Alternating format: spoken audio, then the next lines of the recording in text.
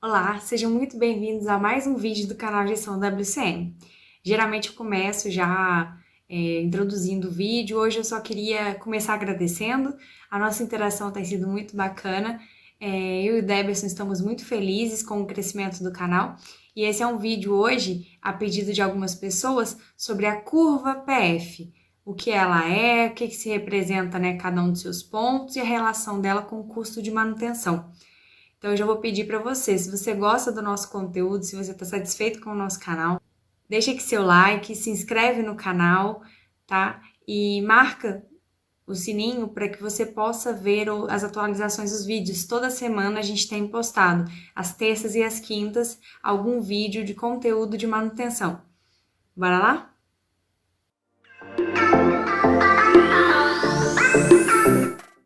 Bom, vamos lá então olhar a curva PF. O que é essa curva PF? É a curva que correlaciona os pontos entre a falha potencial, o que é isso? É uma falha que já está no equipamento, mas eu ainda não consigo enxergá-la, né? Com os meus sentidos, eu não consigo verificar essa falha. E é essa falha potencial até a falha funcional, que é onde o meu ativo realmente interrompe as suas atividades, ou seja, interrompe a sua função requerida. Aqui na falha potencial, a falha está lá, uma microtrinca, uma folga, né, algum aumento de temperatura, mas eu não consigo ver efeitos ainda e meu equipamento vai continuar operando. Aqui vem durante o tempo, né, nesse intervalo PF, que é o que nomeia essa curva, né, o intervalo entre a falha potencial e a falha funcional, nesse tempo decorrido, essa falha potencial ela vai se agravando até levar ao ponto da falha funcional. Ou seja, a condição de operação do meu equipamento, a performance dele, ela vai diminuindo. E aí, o que acontece? Para que ela é utilizada? Para que você coloque as suas técnicas de manutenção, as suas técnicas preditivas adequadas no tempo, né? E que eu coloque aqui primeiro, nesse momento aqui em que eu não consigo enxergar ou utilizar os meus sentidos para poder identificar a falha, eu aplico técnicas instrumentadas que vão me permitir enxergar aquela falha potencial antes que aquilo se propague até a falha funcional. Então aqui eu sequenciei, né? A gente tem ultrassom, vibração, análise de óleo, temos termografia também, eu não coloquei aqui na curva, mas são todas técnicas que a gente consegue enxergar a falha sem necessariamente usar os nossos sentidos, né, de audição, toque, visão, enfim. Então aqui você está se antecedendo. Nesse momento, você está investindo em técnicas que te permitem identificar aquela falha antes de o equipamento parar. E por que isso é muito importante? Mais para frente eu vou falar um pouquinho da relação disso com o custo de manutenção, porque qualquer falha funcional, qualquer falha que para o meu equipamento, que eu tenha que atuar como corretiva, ela tem altos riscos para a segurança, ela não foi planejada, programada, isso faz com que ela fique mais cara, mais perigosa, mais desgastante para a manutenção.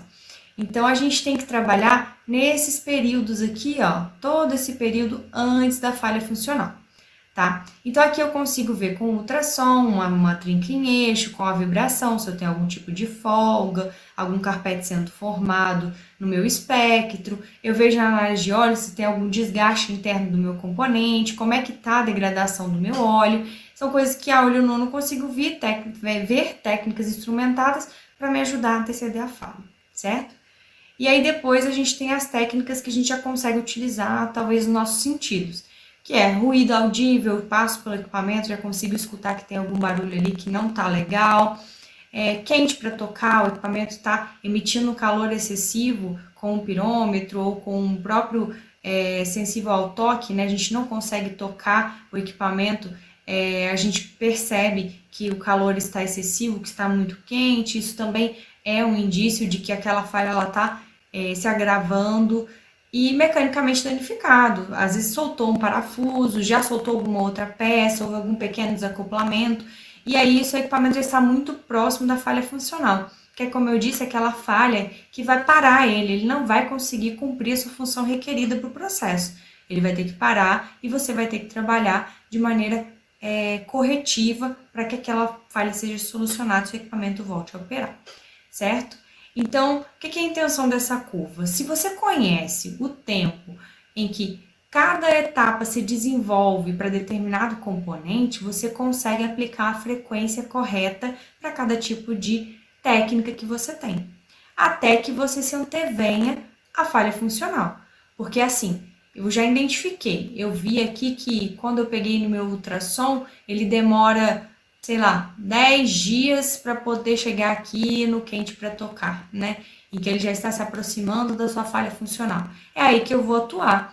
Eu vou fazer a solicitação da minha nota para que a manutenção venha se planejar, se programar, separar o material adequado para que essa troca seja feita dentro de uma manutenção programada, de uma manutenção planejada, diminuindo assim risco, custo, desgaste da equipe. Isso é muito importante, beleza?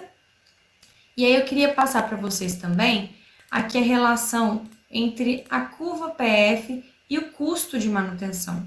Essa curva aqui, ó, representa o custo de manutenção, certo? Esse custo, olha que interessante. Quando eu tenho a falha potencial, o meu custo de manutenção, ele é menor, certo? Quando eu consigo trocar aqui, ó, o meu componente, o meu custo de manutenção, ele é menor. Porém, eu ainda tenho alta performance do meu ativo. Então, essa distância aqui, ó, ela é prejudicial a mim. Porém, conforme a falha vai se desenvolvendo, certo? O meu custo vai aumentando para poder trocar. Por quê? Porque o componente vai cada vez mais se desgastando. A falha ela vai aumentando. Se ela era algo no início reparável, talvez ela vá se tornar algo irreparável. E, em geral, a troca de um componente é mais caro do que o reparo. Obviamente, eu tenho alguns componentes que não são reparáveis, porém, se eu tenho um mancal com rolamento, é muito melhor para mim trocar o rolamento, que geralmente é um item que ele tem um tempo para falha, então ele não tem reparo, do que eu deixar o rolamento fundir naquele mancal, fundir no eixo que ele está acoplado, e aí eu vou ter uma falha muito pior, que é o que eu estou querendo dizer. Você detectou ali no começo com uma vibração que você precisava trocar o rolamento, só que você deixou aquilo evoluir a um ponto que depois você vai ter que trocar um conjunto inteiro, mancal, eixo e rolamento. Então, por isso o custo aqui, ó, ele vai se elevando, né? E aí a gente fala que nesse ponto aqui, ó, em que as duas curvas se encontram antes da falha funcional e já depois de alguns passos das técnicas que você utiliza, esse é o ponto ótimo de troca. É onde eu tenho o meu equipamento não tão degradado, a ponto, né, de eu perder um conjunto inteiro, como eu falei, e o meu custo de manutenção vai valer a pena. Então, eu consigo encontrar esse ponto ótimo aqui, certo? Então, essa aqui é a curva PF e vamos resumir aqui para fechar o raciocínio. A gente quer conhecer o intervalo entre as falhas potenciais do meu ativo, ou seja, aquelas que estão já no meu ativo, mas eu não consigo enxergar, e as falhas funcionais, que são onde a função requerida do meu ativo ela é interrompida. Como confiabilidade, o que a gente quer? Encontrar o ponto ótimo de troca, usar as estratégias de manutenções corretas para que a gente faça trocas cada vez mais planejadas, cada vez mais programadas, diminuindo risco e custo. Esse foi nosso vídeo sobre a curva PF, espero que tenha contribuído para o conhecimento de vocês e que vocês consigam utilizar aí dentro da manutenção. Até a próxima!